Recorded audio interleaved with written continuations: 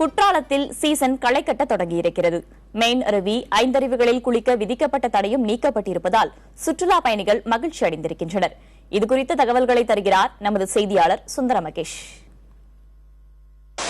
நெல்லை மாவட்டம் குற்றாலத்தில் தற்போது சீசன் களை கட்ட துவங்கியுள்ளது. மெயின் அருவி, பழைய குற்றாலம் அருவி, ஐந்தருவி ஆகிய 3 அருவிகளிலுமே மேற்கு தொடர்ச்சி மலைப்பகுதிகளில் சாரல் மழையும் விட்டு பெய்து வரும் காரணத்தினால் திடீரென்று வெள்ளப்பெருக்கு ஏற்படுகிறது. நேற்று மதியம் ஏற்பட்ட வெள்ளப்பெருக்கின் காரணமாக மெயின் அருவி, ஐந்தருவி ஆகிய அருவிகளில் குளிப்பதற்கு தடை விதிக்கப்பட்டிருந்தது.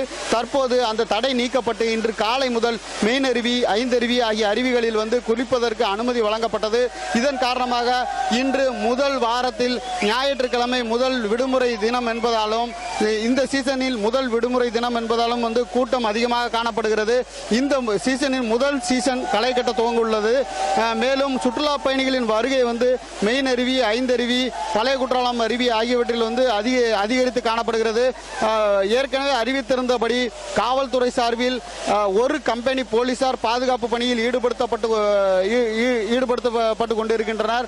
மேலும் இங்கு எண்ணெய், சோப்பு, ஷாம்பு போன்றவற்றை போட்டு குளிக்கக்கூடாது என்பதற்காக பேரூராட்சி அலுவலகத்தின் சார்பில் ஒரு பணியாளர் நியமிக்கப்பட்டுள்ளார். மேலும் தொடர்ந்து இதேபோல் வரும் வாரங்களில் தண்ணீர் வரத்து அதிகரிக்கும் போது குற்றாலம் அருவிகளில் சுற்றுலா பயணிகளின் வருகை வெளிநாடு, வெளி மாநிலம், உள்ளூர் என அதிகரித்து காணப்படும் என்பது இங்கு கூறப்படுகிறது. புதிய தலைமுறை செய்திகளுக்காக குற்றாலத்திலிருந்து சுந்தர மகேஷ்.